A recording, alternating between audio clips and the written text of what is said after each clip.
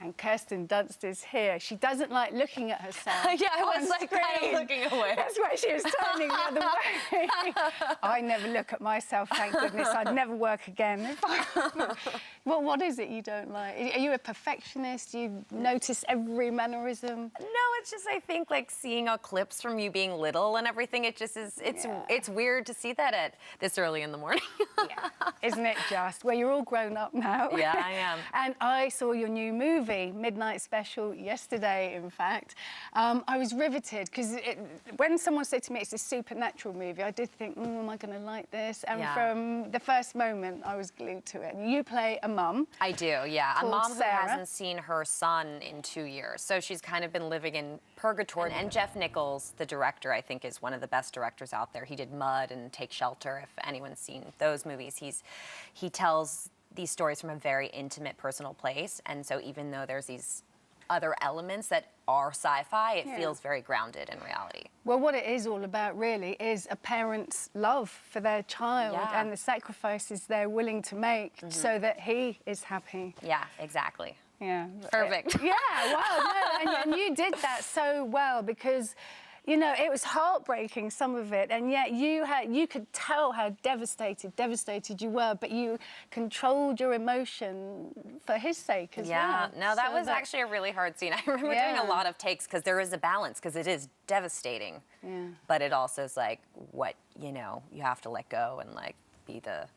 she's very graceful. I'm not trying to give too much away, but yes, she handles things with grace. Yeah, I'm trying not to give too much away either. But the little boy, I've forgotten who plays him, actually. Yeah. But he's also, after, you know, takes and everything, he'd be on his, you know, playing his video games on his iPhone. So they're all the same. Yeah, exactly. It's not, But he's just a naturally gifted child. Yeah. And now, of course, you're in Fargo on telly. Yeah.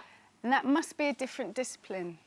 It's a lot harder doing television. You have way more time on movies. It's just go, go, go, and it's, you know, not a lot of takes, and it was the hardest role I think I've ever played, to be honest, but also the most rewarding, because, you know, all said and done, like, people really enjoyed it, and it's so nice when, you know, you can be proud of something that you've done. And I feel that way about Midnight Special, too. So... 2 for 2 right now. I'm in feeling good. That is good. It's funny, though, in your career, as in anyone who is essentially freelance, you have to wait to be wanted. You know, I think the friendships I've developed have really led to the most work. Yeah. You know, with Sofia Coppola and you know, I think it's about harnessing a community, and like then you can kind of have more opportunities that way.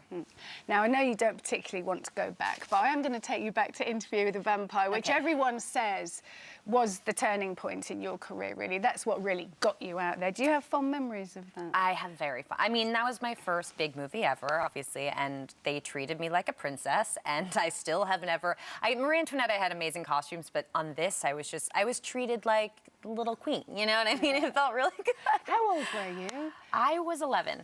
Gosh. But we shot in Louisiana and France and England. I mean, we shot everywhere in, you know, legendary Pinewood Studios, and the sets were just like, it wasn't as special effects heavy back then. So like when they lit things on fire, they lit them on fire, like a village that they had built. So it's just, they just don't make movies like that anymore. No, no, they really don't actually. Not big films, No.